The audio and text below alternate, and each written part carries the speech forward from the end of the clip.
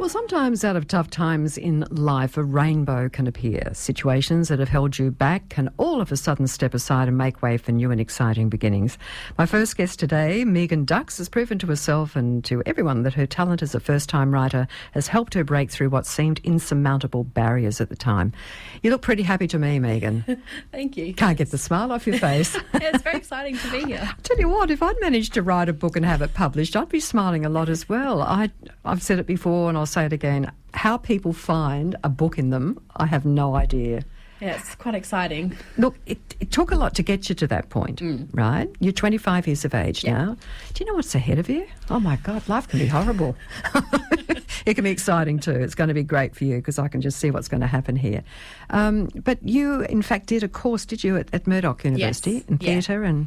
Theatre and drama. So Theatre and drama. I finished last year, but I had an ankle reconstruction, so I only recently graduated. Oh, darn the ankle. That's horrible. So was that your aspiration at the time to go on and be part of theatre? Yeah, I was looking at moving to Los Angeles and trying to make it as an actor or do something in the theatre world.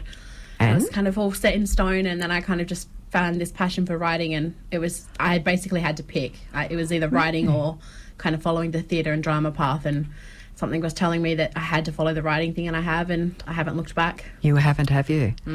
Look, not everything's cheesy and wonderful through life. We all have our times and think how we're going to get through the next day. I mean, that's unfortunately part of life. But you went through a time, and so many young people have been through what you've been through, which was what? I was diagnosed with depression about 3 years ago. I've kind of had it for a while, but I was officially diagnosed about 3 years ago.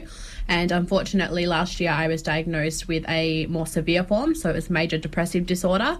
So it's on the very severe level of depression. It's very bad to have, and yeah, it's just been terrible. For those that only have bad days, you know, you feel a bit off about life, we can't imagine, I suppose, getting to that really, really dark place and not seeing a future. So how did it affect you on a daily basis? Oh, it affected my life in such a bad way. I was not a very nice person to my family. I took a lot of my anger out on them because I was feeling frustrated about how I was feeling. And I just couldn't really study it sometimes. Like, there was times where I couldn't go to uni, I couldn't go to my classes, I couldn't do my assignments, I couldn't even get out of bed. Like, I wouldn't want to shower, I wouldn't want to wash my hair, I wouldn't want to eat. I just didn't want to talk to anyone. I didn't want to do anything. So it was quite a dark time. Well, I can't even imagine how hard it would be for you and others that get into that position, because you cannot see a way out, can you? No, you can't. And for the family to watch it happening to you would have been absolute despair. Oh, definitely. I think my parents have been amazing through the whole process of supporting me and trying to encourage me to get help. And I mean, my mum's driven me to all my appointments, and my dad's been amazing, and my grandparents as well have just helped me so much, and I wouldn't have survived without them. Can I just ask, from the point of view of your parents, because they're the forgotten people sometimes. Yeah. How is it that they were able to get through to you eventually? Because it takes a bit of time, doesn't it? Oh, it does. My mum just never gave up. I would push her away, and I would lock her out of my room, and I would scream at her, and I would just refuse to talk to her sometimes. And she just never gave up. She kept coming back to me, and she was always making sure I knew she was there for me. And so did my dad. And yeah, they just supported me so much when I couldn't support myself. So they just talked through the door? Yeah. Yeah, Mum would talk through the door. She would just even stand at the door and not even talk, and wait until I was in a place where I could talk to her. Yeah, you know what? Things like that are what carers or parents or friends of someone going through that really should know, that for that time, which obviously was a few years, you've got to put your feelings and personal feelings of being attacked aside, because you don't mean it. At the time you do. Yeah. At the time you do, I suppose. So, okay, so what was the point, do you think, that, you know, that Mum got through to you and Dad got through to you? I think it was when I started writing, and Mum kind of said, like, she said to me that she'd seen this change in me. And she said, it's something you're doing that has changed the way that you're looking at life and how you're looking at yourself. And it was during that stage that I had found writing that we all noticed such a big difference. So, okay, this is what I can't understand, how talented you people are. You all of a sudden got your laptop out or something, and you thought, okay, I think I've got a story in my head. Yeah, I was actually on a study break at uni and I'd fortunately caught up on all my assignments and I was working on another manuscript, but I had these ideas for this book and they wouldn't leave me alone. So I wrote them down and I was like, okay, I'll come back to it just later. Just headings, that sort of thing. Yeah, so it was just kind of ideas and the focus on what kind of things I could write about. And I tried to ignore it and it was keeping me awake at night and I just could not ignore it. So I finally gave in and started writing it and now it's a book. And the brain is amazing. So prior to you picking up on those sort of few ideas coming into your mind, you were thinking total negative thoughts. Oh, yeah. And definitely. All of a sudden, was it you were starting to physically get better that helped your mental health as well, do you think? I think, well, before I wrote the book, I mean, I'll be honest, I was contemplating suicide. I just didn't want to be alive. I had no hope for my future or my life. And I was in that very dark place. And it's in that dark place that I found this thing that I never even thought about doing. And all of a sudden, this passion and this thing just came out of nowhere. Like this book, I can't tell you where this book came from. It just literally came out of nowhere.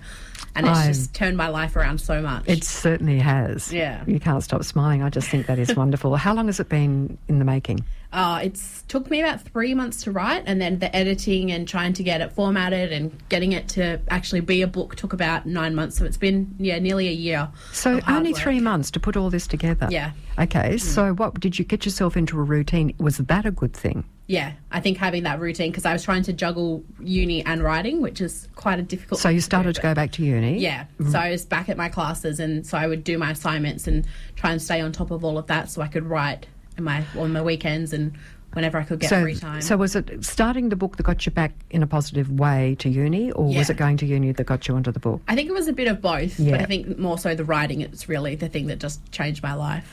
Okay. I can't believe it. It's amazing. And it's beautifully presented. Yeah. I love the cover.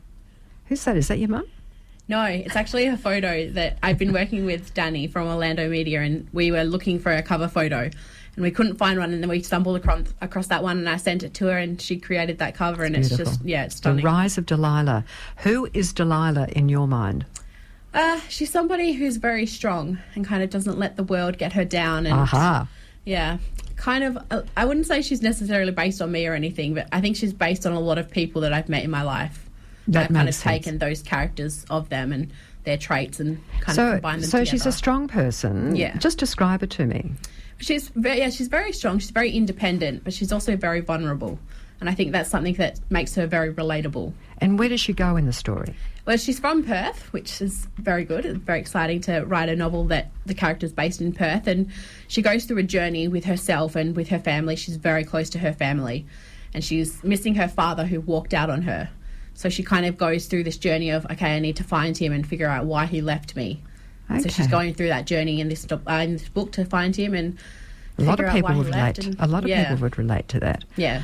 So is there anything about her that's different at all? I mean, does she go off in another direction? Does she find love, or did you... She's got a boyfriend in it, and he's very loving, and she's just very headstrong, and she doesn't like to do things that she's not comfortable with, and she likes to do things her own way, but she's also very shy in the way that she approaches her life, and she wants to be a singer and songwriter, and she's not sure how to pursue it. Sounds very much like you, Meagan. Yeah. I'm sorry, but I don't think she's that disguised, to be honest with you.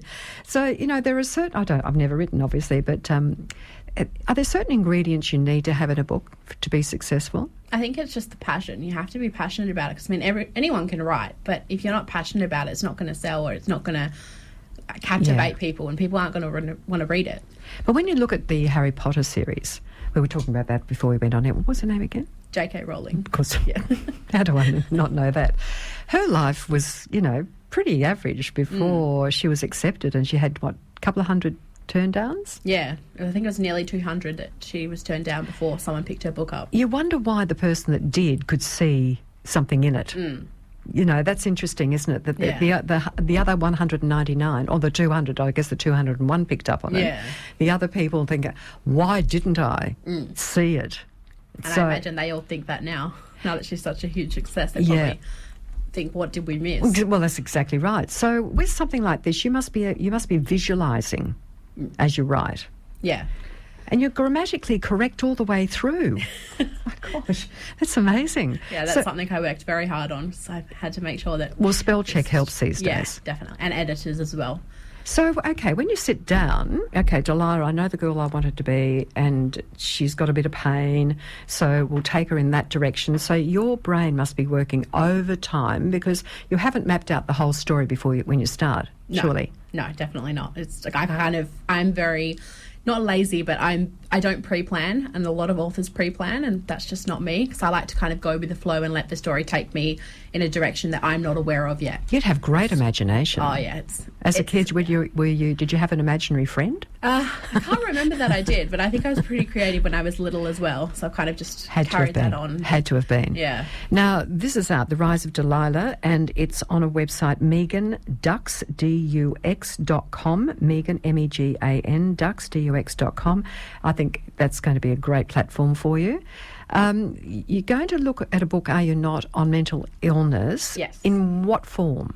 So I'm writing it about a girl, her name's going to be Isabel Adams, and she has depression and anxiety. So she's my main character, and I'm focusing on her journey and how she copes with it and how her family copes with it. And yeah, it's very exciting, and it's been the most mentally and physically and exhausting Well, you're process reliving, I've ever aren't done. you? Yeah. It's been quite intense, but I'm really excited to share it with the world. When you were going through your awful time, did your friends understand? I think most of them did. I pushed a lot of them away, and a lot of people didn't know I had depression. A lot of my close friends as well didn't know I had it, because I masked it from them. I just didn't want to tell them. I didn't want them to change the way that they viewed me. So I kept it hidden, and if I was in a really bad place, I would push them away, or I'd make up excuses like, I know I'm sick, it's just a flu or something. So a lot of them, when I did finally tell them, they were very understanding and supportive. Yeah, of course they would have been. Yeah. Do you think it would have been ideal, I'm just talking on behalf of other people going through this, do you think at the time it would have been better to sort of say to your friends, look, I'm going through this, I may not see a lot of you? Oh, definitely. Okay. Now that I look back on it, I probably should have been more honest with them, but I have a couple of really close friends that kind of picked up on it and knew that something more serious was going on. And see, the hard part about it is others perceive it as bad behaviour because the behaviour is bad. Yeah. But it's a result of just nowhere near coping, I guess. Yeah, definitely. Yeah. I know people that have got it too. It's terrible. Yeah, it is. And people around. Look, congratulations. The Rise of Delilah. Oh, good on you. So did you have to self-publish? I decided to self-publish. It's just, I wanted more control over it, and I kind of just, it was my first novel, and it just felt right to self-publish, so. God, she's making demands already. I can see it now. My agent will ring your agent. I need to get an agent first, but... Oh, here we go. I wouldn't say no to an agent if they wanted to work with me. Not that your mum and dad and family want you to go, but you could do both in Los Angeles. You could write and act. Oh, I'd love to. If I can ever get into acting, I'd love to do it. And I think for now, writing's definitely my main takes up a bit of your time. Oh, definitely. Congratulations, Meagan. Thank you. And to your lovely mum and dad, and to Barry, the dad that I've worked with for many, many years. He used to pull soft focus on me, to make me look better.